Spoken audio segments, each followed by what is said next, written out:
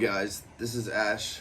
I just want to point out some of the inconsistencies between Jeffree and Jay, and basically everybody, for all the Jeffree stands out there.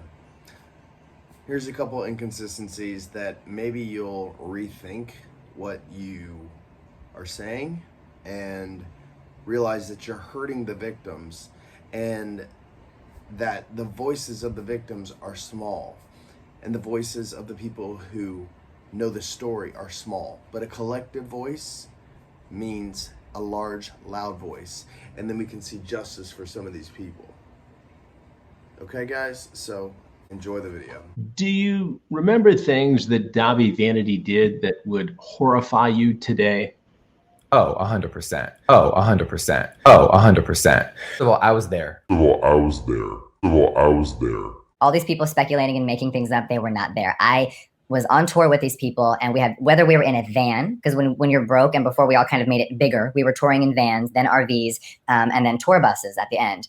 And this is what's crazy, Chris, is that mothers would bring their daughters on the tour bus. So, but there would be moms who would bring their kids, whether they were underage or not, on his bus. And let's say I popped in to say hi to Jay, because me and Davi were never best friends. I want to be very clear about that. Me and Jay were very close. Me and Jeffree were not really that close.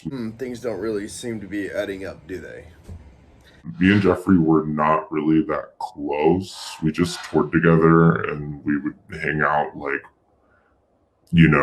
at the events and stuff. We weren't really like close friends or anything. But why did Jeffree Star work with Davi after he called him all them horrible names?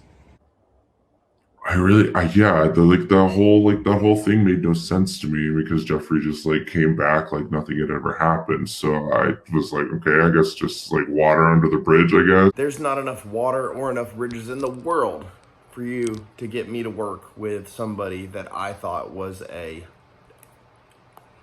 She called him a R word. Well, like, that's fine. I was like more shocked that Davi wasn't more ill-responsive to it. When I would go on the bus for short amount of time and visit, whether we said hi, we smoked weed, we just talked and catched up, something that was kind of disturbing to me is that he would bring mom and daughters on the bus, and sometimes it would be threesomes, sometimes he would have sex with the mothers, and this is what his band members would tell me when I would leave the bus. What the band members told you when you would leave the bus, that you said you never were on because you aren't much of a partier, and that they are the partiers, remember?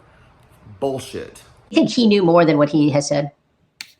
Listen, I wish that Jay would come back on your show or go to police or law enforcement and help put Davi in prison, because he 100% has to have seen things that he's not telling people. 100% has to have seen things that he's not telling people. That also mean you have seen things that you're not telling people? No, but I'm not sure why Jay is not telling the truth. So Jay, if you're watching this now or you're watching this in the future, you need to do the right thing because you were there. Well, I was there. You should take your own advice, bud, because remember, you were there. You lived with this man for like a third of your life, and he knows things that he's not saying. I 100% believe that. I wasn't in their circle, so you know what I mean? Bro, we don't know what you mean. Remember, you were... Well, I was there. Why did I tweet certain things about him being a piece of shit and seeing things, and why did I work with him again? I really think that we should talk about that. That's where I was headed, Jeff. Yeah, so back in the day, there was a lot of crazy rumors about Davi. There was never any criminal charges against. You specifically said you saw it. It doesn't matter if there were criminal charges, you saw it. So, what do criminal charges have to do with anything? You called him all the tweets right here. I know there was one instance, but he never served real jail time. There was no criminal case against him. So even though I saw it, it wasn't criminal, therefore I can't get in trouble. So basically this is a case of your shitty morals, Jeffree. You saw something terrible, chose to work with them again because of financial gain. That's what you're saying. I hope you can see that, and I hope the stands of Jeffree can see that. There was a moment when a lot of us in the music world were not sure what was really going on. Except for you, because you were there. Remember? You knew what was going on. You saw it. Dude, get your shit together. So it was being in that moment of not knowing, really believing it all because it was very believable. But then at the end of the day, there was no proof. So